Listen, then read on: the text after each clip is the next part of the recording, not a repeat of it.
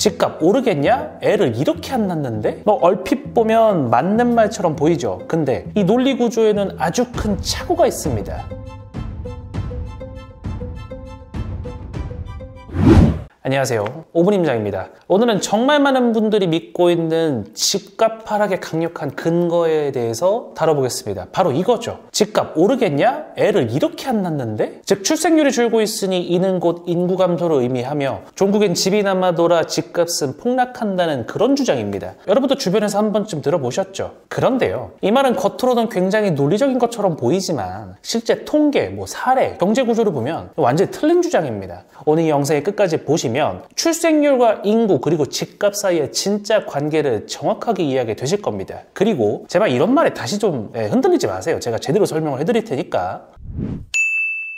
자, 우선 논리 구조부터 점검해 볼까요? 사람들이 흔히 말하는 건 이겁니다. 출생률이 줄어든다, 인구가 줄어든다, 집 살 사람이 없다, 그래서 집값이 떨어진다. 얼핏 보면 맞는 말처럼 보이죠. 근데 이 논리 구조에는 아주 큰 착오가 있습니다. 그게 뭘까요? 바로 시간적 시차입니다. 먼저 출생률이라는 건 특정 연도에 태어난 신생아 숫자죠. 2024년 기준 우리나라의 출생률은 0.748명이며 최근 약간 반등했다곤 하나 아직 0.7명대라는 건 글로벌로 따져도 가장 낮은 수준임은 분명합니다.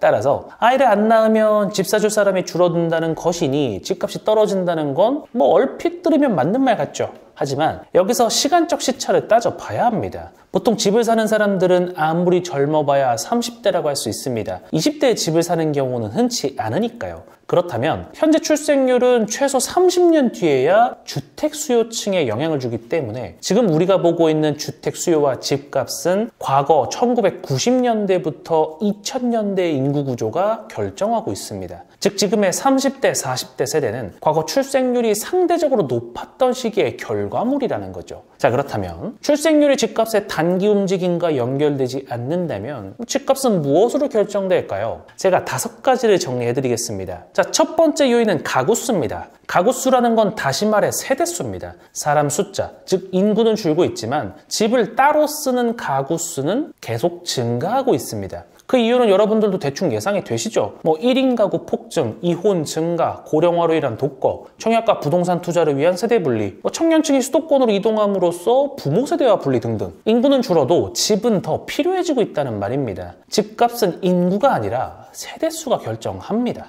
통계청에 따르면 한국은 2039년까지도 계속 세대수가 오르다가 그때 정점을 기록한 후 하락할 것으로 예상되고 있습니다. 즉 무슨 말이다? 2040년까지 인구는 떨어지겠지만 집값은 계속 오를 확률이 높다. 왜? 세대수가 증가하니까. 자, 두 번째 요인은 수도권 집중입니다. 앞에서 인구는 줄어들고 있다고 말씀드렸죠. 근데 정확히 말하면 한국은 전체 인구 감소 국가는 맞지만 수도권만 놓고 보면 오히려 증가하고 있는 국가입니다. 즉 지방 인구가 수도권으로 집중되고 있다는 얘기죠. 서울, 경기, 인천은 매년 순유입이 계속되고 있고 지방 인구는 빠르게 감소하고 있습니다. 지방은 집이 남아돌 수 있어도 수도권은 오히려 수요가 더 강해지는 구조라는 거죠. 세 번째 집값 결정 요인은 공급입니다. 세 번째 요인은 제가 너무 많이 말해서 지겨우시겠지만 그만큼 중요하죠. 수요와 공급은 가격 결정의 가장 중요한 요인인 만큼 안 다룰 수가 없죠. 여기서 공급 섹터가 바닥의 지표를 보이고 있다는 건 상당히 유의미합니다. 일단 가장 중요한 서울 공급량을 보면 정말 한숨이 나올 정도로 답이 없고 그나마 서울, 경기, 인천의 통합 공급량을 살펴보면 조금 낮지만 그래도 2026년부터는 명확한 공급 감소 구간으로 돌입하죠. 그럼 앞으로 공급을 하면 되지 않느냐라는 순진한 생각을 하실 수 있는데 현재 공사비, 인건비 등의 물가 상승은 물론 부동산 공급을 억제하는 규제들 덕분에 착공과 인허가 수치 역시 바닥을 걷돌고 있습니다.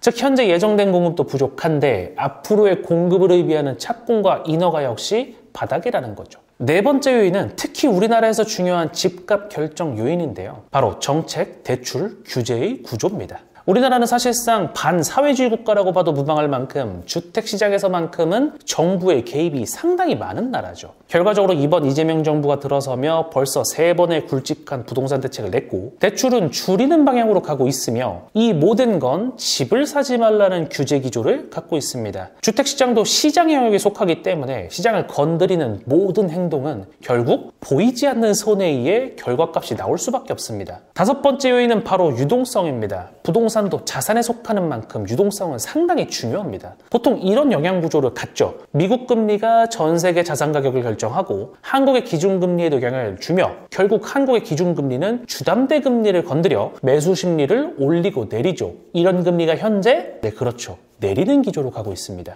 단순 금리를 따져보는 것 외에도 현재 유동성을 대표하는 지표인 M2 통화량을 보아도 우리나라, 미국, OECD 모두 가파르게 상승하고 있습니다. 돈이 풀리고 있다는 소리이며 즉 유동성이 늘어나고 있다는 의미입니다. 출생률은 국가 단위 변수지만 집값은 글로벌 금리 사이클을 따라갈 때도 있는데요. 실제로 2020년부터 2021년 전 세계 집값 폭등의 원인은 미국을 비롯한 전 세계의 제로 금리와 양적 완화 덕분이었죠.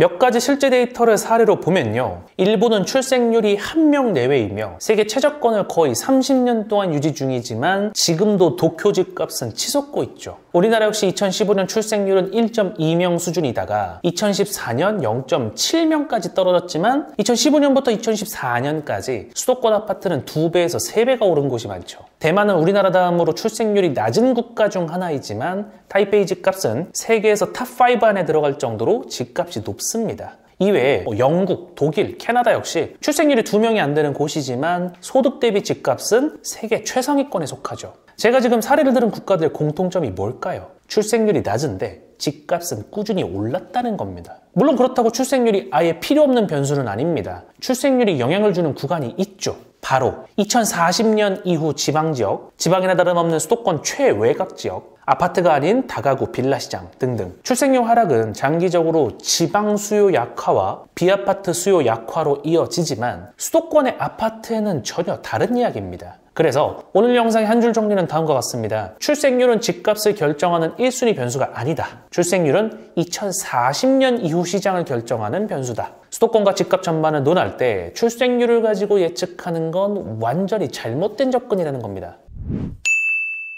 요즘 많은 전문가들이 이 부동산 시장을 설명할 때 드는 비유가 있죠. 수능 보는 인구가 줄었다고 서울대의 경쟁력이 떨어질까? 오히려 서울대로 더 몰릴 것이다 라는 비유죠. 이건 부동산에도 똑같이 적용이 됩니다. 인구가 줄고 세대수가 줄고 출생률이 줄어들면 그건 수도권 아파트 외의 지역과 상품에 적용되는 이야기라는 겁니다. 앞에서 설명드렸듯 출생률은 장기적으로 중요한 요인이 될 겁니다. 하지만 그건 당장의 5년 뒤, 10년 뒤 시장을 결정할 요인은 아니라는 것이며 만약 20, 30년 뒤 낮은 출생률의 결과가 시장에 드러난다 하더라도 그때의 집값이 과연 지금의 집값과 비교할 수 있을까요? 10억의 아파트가 50억이 되었다가 40억, 45억 수준으로 떨어진 채 올라가지 못한다고 30년 전에 집 안 사길 잘했다 라고 말씀하실 수 있겠냐고요. 부디 현명한 선택하시기 바라며 오늘 영상도 시청해주셔서 감사합니다.